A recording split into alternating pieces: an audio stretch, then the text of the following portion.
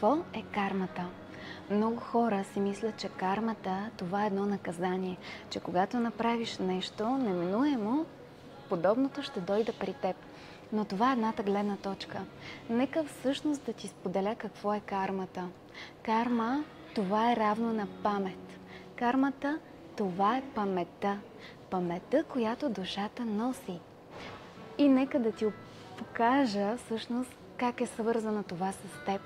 Например, имаш още от малък много голям стремеж да станеш архитект или пък да станеш художник. Имаш талант да свириш, да пееш, да рисуваш.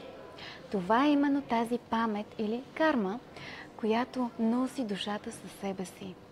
И когато ние имаме онези от хилядите ни опитности, онези потенциали, онези таланти, способности, дарби, в които тогава ние сме били много добри, абсолютно категорично можеш в момента, в този живот да ги изявиш, като работиш със себе си през действието и през знанието, което идва от акашовите записи, че ти можеш да правиш това нещо и то ти се отдава.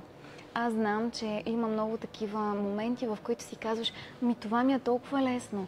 За друго обаче ти трябва малко повече усилие. И точно в тези моменти ти се свързваш с карма, с паметта. Знай, че абсолютно всичко в света, в живота ни, в събитията в живота ни е в пълно равновесие и баланс спрямо този потенциал, спрямо тази енергия, която носим със себе си. Така че не търси отговорност, не търси наказанието, а приеми карма като огромно богатство.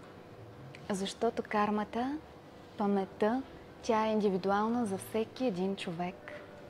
А ти какво избираш? Да гледаш по добрия начин или чрез негатива?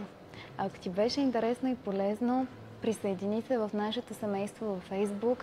Също така ще се радвам да се видим и на индивидуална консултация с теб и да се почувстваш у дома, да видиш дълбоките пластове на твоята душа в твоите лични акашови записи.